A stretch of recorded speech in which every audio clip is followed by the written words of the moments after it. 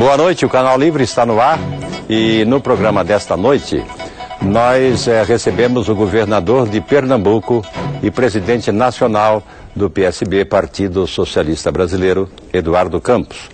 Nós vamos falar do papel da base aliada no governo Dilma, da importância do seu partido, o PSB, na cena política brasileira, das recentes crises da esplanada dos ministérios.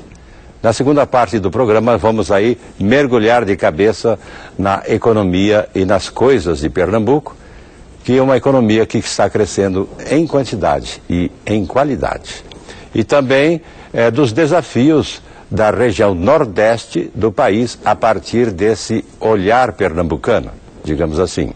Para entrevistar o governador Eduardo Campos, estão aqui comigo na bancada os jornalistas Fernando Mitre e Fábio Panunzio. Antes, porém, um pequeno retrato do nosso convidado. Eduardo Henrique Ascioli Campos está no segundo mandato à frente do governo de Pernambuco. Em 2010, foi reeleito como governador, com a maior votação proporcional do país, 83% dos votos. Neto de Miguel Arraes, Eduardo Campos começou cedo na política. Em 1986, participou da campanha que elegeu o avô governador de Pernambuco pela terceira vez. Foi chefe de gabinete de Arraes entre 1988 e 1990, ano em que foi eleito deputado estadual, já pelo Partido Socialista Brasileiro. 4 anos depois, chegava ao Congresso Nacional. Foi secretário do Governo e da Fazenda de Pernambuco. No terceiro mandato, como deputado federal, já em 2002, se destacou como articulador do governo Lula nas reformas da Previdência e tributária. A proximidade com o presidente o levou ao Ministério da Ciência e Tecnologia. Foi o ministro mais jovem do governo Lula.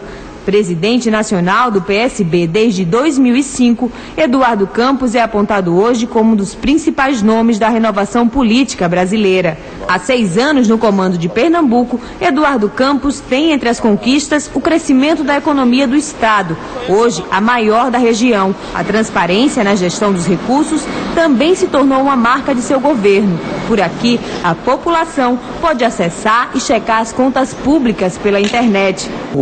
Nessa última eleição nos deu um conforto de ter na Assembleia 40 dos 49 deputados e fizemos 20 dos 25 deputados federais e os 2 senadores. O senhor tem o apoio de 40 entre 49. Dos 49. E isso permitiu ao senhor fazer esta revolução na área da gestão, na área da meritocracia. Nós começamos a fazer essa mudança já em 2007. Ali, quando assumimos o primeiro mandato, antes de assumirmos, na verdade, com a ajuda do Movimento Brasil Competitivo, nós tivemos todo um apoio de suporte de gestão para inovar na gestão pública e a partir daí instituímos carreiras no estado de gestão, tanto no planejamento como na administração, como nas finanças.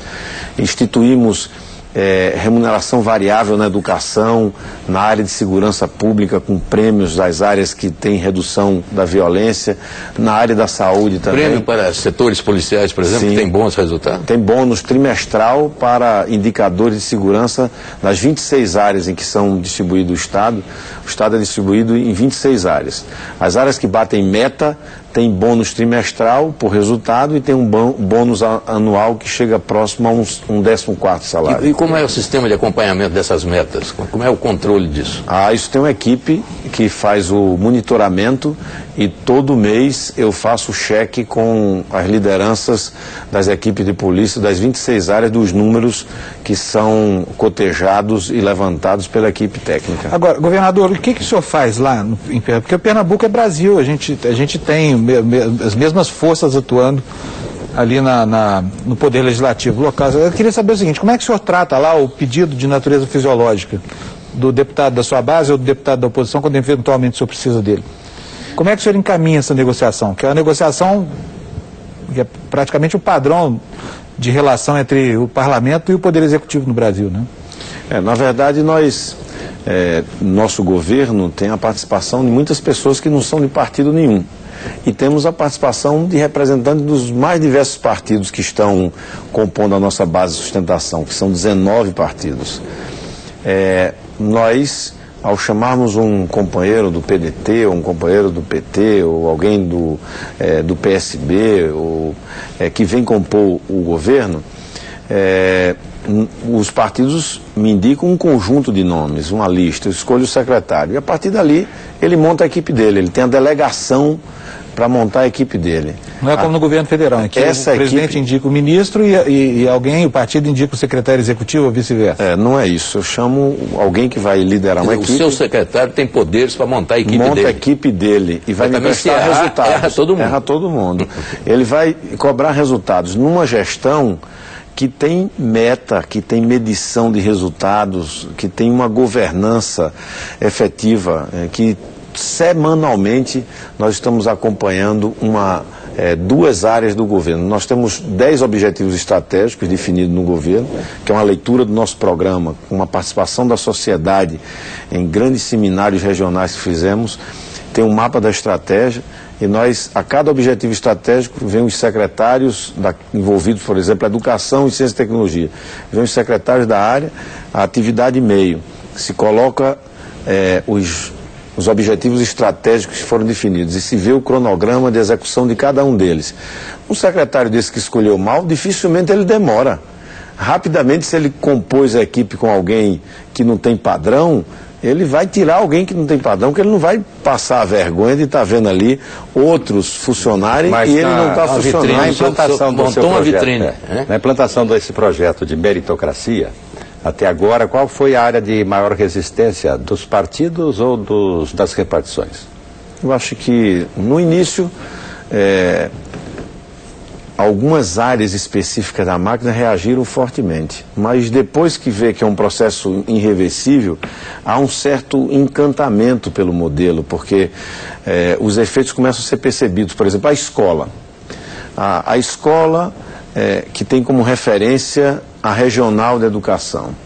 Professor que leva a sério a sua missão tão importante, vê que o diretor da regional de educação não foi escolhido por um deputado ou por um político, mas por uma banca examinadora. Que vê que sua escola tem um projeto estratégico para a educação, que olha o ambiente da escola. Governador, desculpa, deixa eu interromper o senhor para perguntar, como é que se dá isso? Porque os sistemas que a gente conhece são aqueles em que há algum corporativismo, e aí os próprios professores elegem o diretor, ou aqueles do apadrinhamento político, em que o diretor é escolhido por indicação de algum deputado ou coisa parecida. No caso de Pernambuco, como é que é? Ele passa por uma banca como se fosse uma banca de emprego, é isso? Não, o diretor regional de educação, ele abre-se um edital, né, para as 17 regionais de educação. O professor tem que ser professor concursado da rede, ele se candidata. Ele apresenta o projeto dele para melhorar os indicadores de educação daquela região. E ele por escrito. E ele é submetido a uma banca formada por 3 profissionais de educação de cada uma das nossas universidades públicas. São 9. E ele defende a tese? Ele defende a tese de trabalho dele, recebe uma nota e eu recebo os 3 primeiros. E nomeei sempre o primeiro lugar, né? Ele vai tomar conta do projeto naquela região. A escola, os diretores são eleitos, agora vai ter eleição. O que é que eu introduzi? Porque eu já encontrei a eleição como norma da designação de diretores. O que é que eu introduzi? Um curso de capacitação, né, e uma prova para quem vai ser candidato. Não é qualquer professor que pode ser, ele tem que ter a capacitação para ser gestor de uma escola, que é mais do que ser professor, ele tem que ter a capacidade de gerir uma equipe pedagógica, de suporte administrativo, saber usar ferramentas de tecnologia de informação para alimentar os dados sobre a vida de cada aluno, enfim, é mais do que dar uma aula, é tomar conta de toda uma escola, ora com 1.000 alunos, com 2.000 alunos. Aquela escola da regional, ela tem uma meta no IDEB, ou seja, essa meta, nós fazemos medição externa, aplicamos provas anualmente para os alunos e se bate a meta acordada, como é? Numa região, a escola tem como referência a melhor escola da região. E a melhor da região tem a melhor do estado. E a melhor do estado tem a melhor escola pública do país como referência. Se bateu a meta, tem 14º salário. Do porteiro da escola à diretora da escola. Governador, fala-se agora em todo o país da desindustrialização do país, mas com uma ressalva, estaria havendo na contramão uma pernambucanização da indústria brasileira.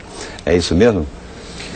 Na verdade nós estamos vivendo uma reindustrialização em Pernambuco, preocupado com o que pode acontecer com a indústria brasileira, e medidas estão sendo tomadas aí pelo governo federal. Mas o que é que ocorre no norte? O que era uma ameaça, e no nordeste? O que era uma ameaça virou uma oportunidade. A exclusão, a condição de consumidor, de cidadão, de uma parcela importante da nossa população, fazia com que a nossa economia não crescesse a taxas semelhantes à taxa nacional. Quer dizer, o mercado não está lá. O mercado não estava lá. Nós não tínhamos também vocação exportadora na economia de muitos estados. Então terminava que a economia travava. Apesar do privilégio da posição geográfica. Né? Apesar do privilégio que dá uma grande condição para a nossa logística. O que é que ocorre?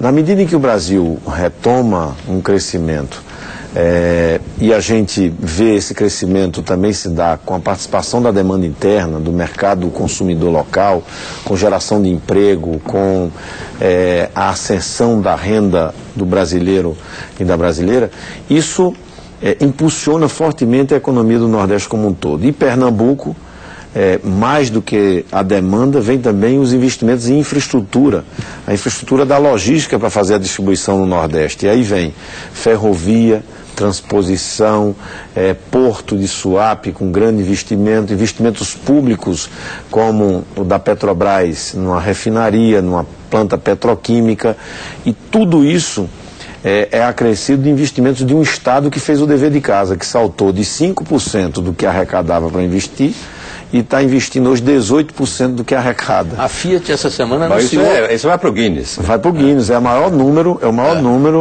entre os balanços brasileiros de 2010. A Fiat anunciou essa semana um aumento Exatamente. Da aplicação. Aí nós fomos focar naquilo que está acontecendo na indústria brasileira. Por exemplo, petróleo, gás e offshore. A gente sabe que com pré-sal, com o aumento da produção, vai muito. Então, nós fomos buscar estaleiros de navio, já tem um funcionando, o outro começa daqui a 15 dias a sua construção, tem mais 2 que devemos ter. Aí vamos ter, a partir daí, a petroquímica, que se liga com a retomada da indústria têxtil, que apoia a nossa indústria de confecção, ou seja, adensar essas cadeias produtivas. Aí vem automóvel. O brasileiro comprando mais carro, as montadoras têm que ampliar ou fazer novas fábricas. Aí acertamos com a Fiat a construção de uma planta que agora vai ser aumentada. Ela anunciou o investimento de 3, pulou para 4, geração de emprego que seria de 2.500, passamos para 4.500 geração direta, atraindo os sistemistas.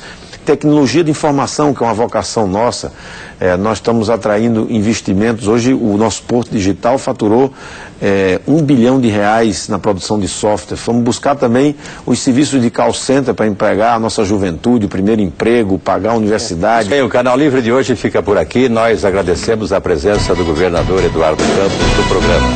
A todos também o nosso muito obrigado pela audiência. Uma ótima semana. A gente se vê no domingo que vem. Até lá e boa noite.